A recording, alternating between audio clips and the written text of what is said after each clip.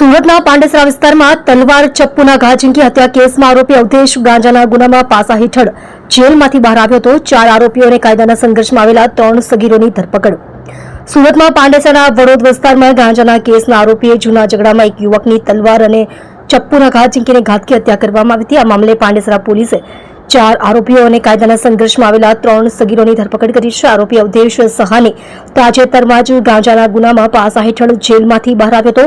તલવાર અને ચપ્પુ વડે યુવક પર હુમલો કર્યો હતો। મૃતક સંદીપ ઉર્ફે તીસરી રાકેશ સિંહ રાજપૂત ઉંમર વર્ષ 32 વડોદ ગામના આવાસમાં રહેતો હતો અને છૂટક મજૂરી કરતો હતો।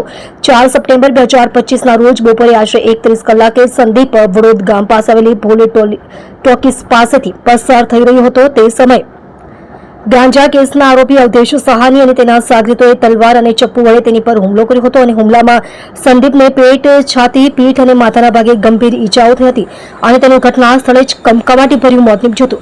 પોલીસે 3 સગીર સહિત 7 આરોપીઓને ઝડપી પાડ્યા હતા। સંદીપના ભાઈ વિવેક સિંહ રાકેશ સિંહ રાજપૂતે ઉંમર વર્ષ 24 પાંડેસરા પોલીસ સ્ટેશનમાં અવધેશ સહાની, તેનો ભાઈ કમલેશ સહાની, આશિષ મોરિયા, પિયુષ સિંહ, નિખિલ નિષાદ અને અન્ય 5 અજાણ્યા ઈસમો વિરુદ્ધ ફરિયાદ નોંધાવી હતી।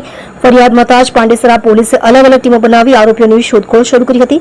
બાતમીના આધારે પોલીસે 4 આરોપીઓ અને 3 સગીરોને ઝડપી પાડ્યા હતા।